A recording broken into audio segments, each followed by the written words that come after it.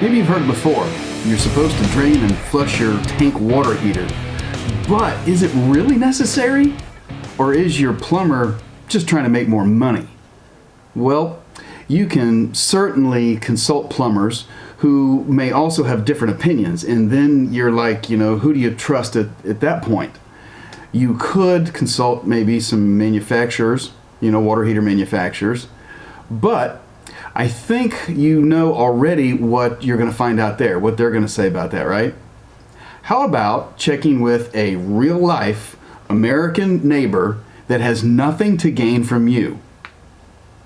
I'm just John, and although I've been in the home inspection field since the late 1990s, I am not a plumber. I do not work for any manufacturer, nor will I ask you for anything, other than maybe a like and subscribe. I appreciate that. I'm going to show you exactly what came out of my own personal water heater when we proactively replaced it with a heat pump water heater. And that's a whole different conversation, but really digging it. I'm going to show you actual video of exactly what came out of my water heater. Then I'll tell you what it is, how it got there, and what you might be able to do to avoid being me. Okay? So we live in Seminole County, which is a large Central Florida market, just north of Orlando, if you know what I'm talking about. So we are not rural, okay, nor are we on a well. This is municipal water, okay? One of the first things that you have to do is obviously get the water out of the old tank. So we hook up a hose and we're draining it outside. Now, many of you may be aware that you're supposed to drain these periodically to maintain them and get the stuff out of the water. Let me show you what came out of this one here.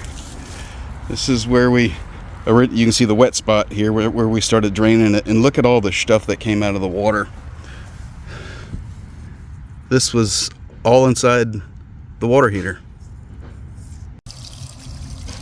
Hey guys, we were wondering why the water was coming out so slow, so drug it outside and remove the whole valve to let it really pour out. And look at that thing just pouring out right now.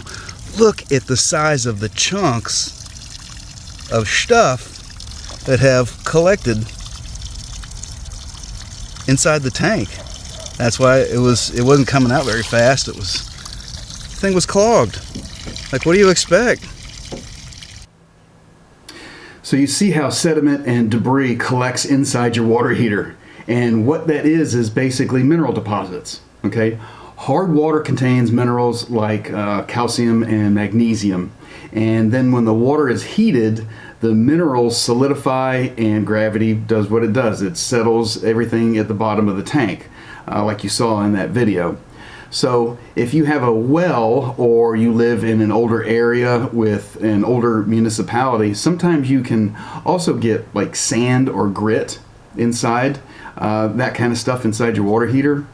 If you have an old water heater tank, or even really old plumbing lines, sometimes you can also get rust particles inside your water heater. And why this matters is because it will reduce the efficiency of your water heater and certainly the longevity of your water heater. So sometimes you hear those popping or rumbling noises coming from your water heater. That right there might be the sediment accumulation causing that. So how can you avoid this type of a condition? Well, manufacturers like A.O. Smith, Rheem, GE, all those big ones, just about every one of them, they're all going to recommend an annual drain and flush. Okay? If you don't know how to do that, I'm sure there's plenty of YouTube videos that are out there that will show you exactly how to do it, because this is something that you can do yourself without even hiring a professional if you are so inclined. A couple other things that might be helpful is to install something like a water softener or a filtration system. And then lastly, checking and replacing your anode rod periodically. Now that gets a little bit more difficult because of the tools you might need, but I'm sure there's plenty of YouTube videos on that too. So I hope you're not too shocked. I hope this helps. And yeah, I would appreciate a like and subscribe.